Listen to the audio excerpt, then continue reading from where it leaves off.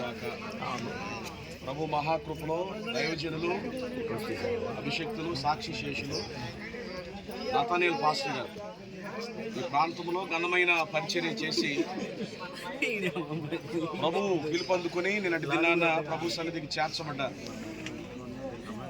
Bible గ్రంథంలో ప్రాముఖ్యమైన మాట మనం చదువుకున్నాం. ప్రకటన గ్రంథము 14వ అధ్యాయము 13వ వచనంలో ఒక శ్రేష్టమైన మాట ప్రభు రాయించారు.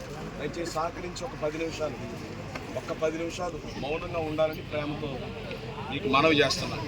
కార్యక్రమాన్ని కొంచెం క్రమంగా మర్యాదగా మనం జరిగించాలి. ఎందుకంటే బైబిల్ చెప్తుంది ఒకని జన్మదినం కన్నా ఒకని మరణదినం మేలని చెప్తుంది. కాబట్టి దయచేసి మనం నిరీక్షణ లేని వారు అని దుఃఖపడకూడదు. బాగా దుఃఖం ఉంటుంది. దయచేసి సహకరించండి. అంతటా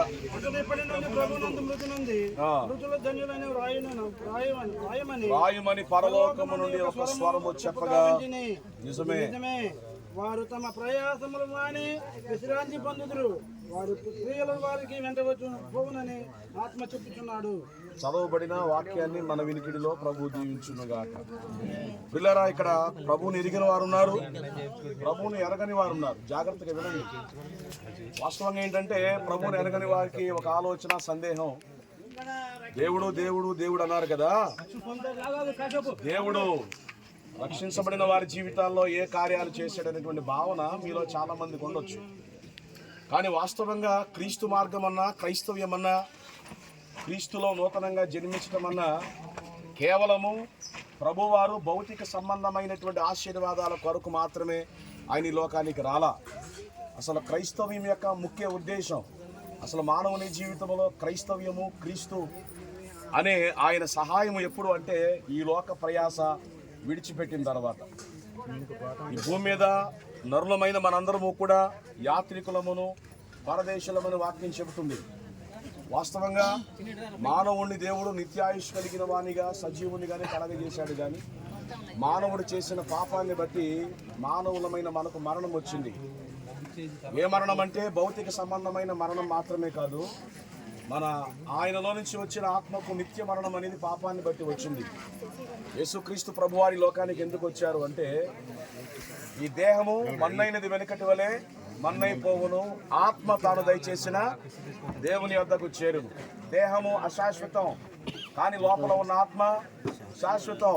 కానీ మానవుడు చేసిన పాపాన్ని బట్టి ఆత్మ అపవిత్రపరచబడింది. ఆత్మకు విడుదల కావాలి, విమోచన కావాలి. ఆ మార్గము గుండా దేవుణ్ణి వెతికే ప్రయత్నం మానవుడు చేశాడు. ఆత్మలో శుద్ధీకరణ ఈ భూమి మీద ఎవరు చేయలేకపోయారు. కారణం ఏమిటంటే ఆత్మలో శుద్ధీకరణ కావాలి అంటే రక్తం కావాలి. ఏ రక్తం కావాలి? పరిశుద్ధుని రక్తం కావాలి. నీతిమంతుడు లేడు, ఒక్కడును లేడు. అందరూ పాపము చేసి దేవుడిని గ్రహించి మహిమను పొందలేకపోవచ్చున్నారు. కాబట్టి నీతి లేని లోకానికి దేవుడే మానవునిగా మనందరి కొరకు భూమి మీదకి వచ్చి మనందరి కొరకు ఆయన ప్రాణాన్ని పెట్టి రక్తాన్ని గార్చారు. ఆయన రక్తములో కడగబడిన మనమందరము కూడా పరిశుద్ధులము. ఆ క్రమములో దైవజనుడు నతానియేలు గారు ఈ లోకములో ఒక అన్య కుటుంబంలో జన్మించి భయంకరమైన విగ్రహారాధన సంబంధమైన పరిస్థితి నుంచి నిజరక్షకుడైన, ఆత్మను విమోచించగలిగిన, పరలోకములో స్థిరమైనటువంటి నివాసాన్ని ఇవ్వగలిగిన ప్రభు మార్గానికి వచ్చారు. వారు రావటమే కాదు, వారు ప్రభు కొరకు దైవ సేవకునిగా, సాక్షిగా, అనేక మందిని వెలుగులోనికి నడిపించే వ్యక్తిగా ఒక ఉన్నతమైన జీవితాన్ని జీవించారు. వాక్యం చెబుతుంది, వారు తమ ప్రయాసను వదిలి. ఈ భూమి మీద మానవులమైన మన జీవితం అంతా ప్రయాసతో కూడుకున్నదే. ఈ భూమి మీద బ్రతుకు నెమ్మది కలిగిన జీవితం కాదు. వారు ఈ ప్రయాసను విడిచిపెట్టారు, సత్యాన్ని గ్రహించారు, సత్య మార్గములో నడిచారు, అనేక మందిని వెలుగులోనికి ఆకర్షించారు, ఘనమైన పరిచర్య చేశారు, కుటుంబంలో ఉన్న బిడ్డలను స్థిరపరిచారు, వారికి ఉన్న బాధ్యతలన్నీ కూడా నెరవేర్చారు. ప్రభు పిలిచారు, ప్రభు సన్నిధికి వారు వెళ్ళారు. దేహమే మాత్రం ఎక్కడుంది, కానీ ఆత్మ ఎక్కడుంది? నిత్య విశ్రాంతిలో ఉంది. కానీ ఈ దేహాన్ని తీసుకెళ్లి భద్రపరుస్తున్నాం. కానీ క్రైస్తవులు మనకు నిరీక్షణ ఏమిటి? ఈ మరణం ఎప్పటికీ ఎడబాటు కాదు.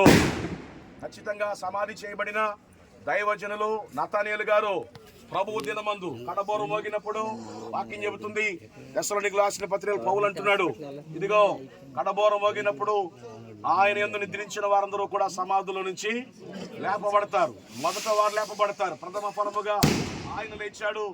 సమాధిలో ఉన్నవారు మొదట లేపబడతారు, వారితో కూడా మనము ఏకముగా ప్రభువుని ఎదుర్కొన్నట్టు మధ్యాకాశంలోనికి వెళతాం.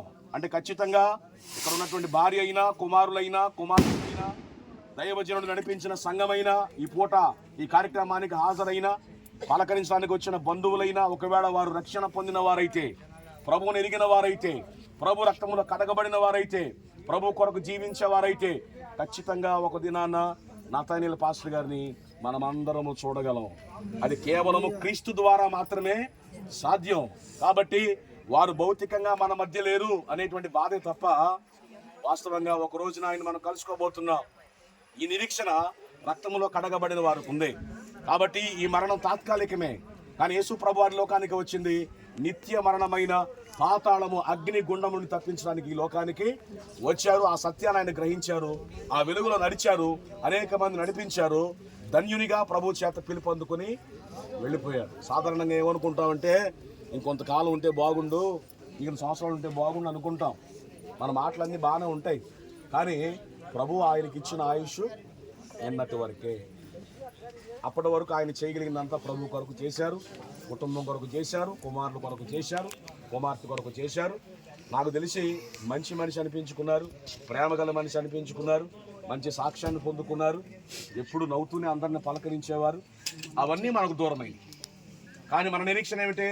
ఒక దినాన ఖచ్చితంగా మరలా చిరునవ్వుతో ఉన్నటువంటి నతనేలు గారిని మనం మధ్యాకాశంలో చూడగలం. ఆ నిరీక్షణ ప్రభువుని ఎరిగిన మాకుంది. ఆ నిరీక్షణలోనికి మిమ్మల్ని రావాలనే ప్రభు పేరట ఆహ్వానిస్తున్నాం. కాబట్టి వారు ధన్యులయ్యారు. కాబట్టి విడిచి వెళ్ళిన కుటుంబాన్ని ఖచ్చితంగా దేవుడు విడిచిపెట్టడు. వాక్యం చెబుతుంది, నిన్ను సృష్టించిన వాడు నీకు భర్త. దేవుడు తల్లి గారికి భర్తగా ఉంటాడు. ఒకని తల్లి ఒకని తండ్రి ఆదరించినట్లు నేను మిమ్మల్ని ఆదరిస్తాను. మనుషులముగా మనం వెళ్ళి చెప్పినా అవి ఆదరణకరమైన మాటలు కావు. కాబట్టి దేవుడు వారిని ఆదరిస్తాడు ఖచ్చితంగా. కాబట్టి ఈ కార్యక్రమానికి ఎప్పటివరకు సహకరించారు. ఇంకెవరైనా ప్రభువుని ఎరగని వారు ఉంటే కదా, ప్రభు ద్వారా ఈ లోకంలో మేళ్లు పొందటానికి కాదు, యేసు ప్రభు వారి లోకానికి ఎందుకు వచ్చారంటే, మనం చనిపోయిన తర్వాత కూడా బ్రతకగలిగిన ఒక ఉన్నతమైన నిత్య జీవపు కృపను ఇవ్వడానికి వచ్చారు. ఆ కృప పొందుకోవాలంటే నేను పాపిని ప్రభువా, నీ రక్తంతో నన్ను కడుగు అంటే చాలు, మనల్ని కడుగుతాడు. మనం మరణించిన తర్వాత ప్రభు సిద్ధపరిచిన రాజ్యంలోనికి మనల్ని తీసుకెళ్తాడు. అటు నిరీక్షణ వైపు మనం వెళదాం. నిన్నటి దినాన్న నతానీలు గారు, రేపు మనం ఈ భూమి మీద ఎవరో స్థిరమైన జీవితాలు కలిగిన వాళ్ళు లేరు. నరుడు ఎంత స్థిరుడైనా వట్టి ఊపిరి ఇంతలో కనబడి అంతలో మాయమయ్యే ఆవిరి లాంటి జీవితాన్ని కలిగిన వారమే. కాబట్టి ప్రభు వైపు రండి, నిత్య జీవితాన్ని పొందుకోండి. నిత్య విశ్రాంతిలోకి చేర్చబడినటువంటి నతానీలు గారిని మధ్యాకాశంలో కలుసుకుందాం. దేవుడు కుటుంబానికి, ఈ పూట చేరుకున్న బంధువులకు, కుమారులకు, కుమార్తె కుటుంబానికి ఆదరణ దయచేసి వారిని హత్తుకును గాక. దేవుడి మాటలు మన వినికిడిలో దీవించును గాక. ప్రార్థన చేసుకుందామండి. వాక్యం నిమిత్తం మన మధ్య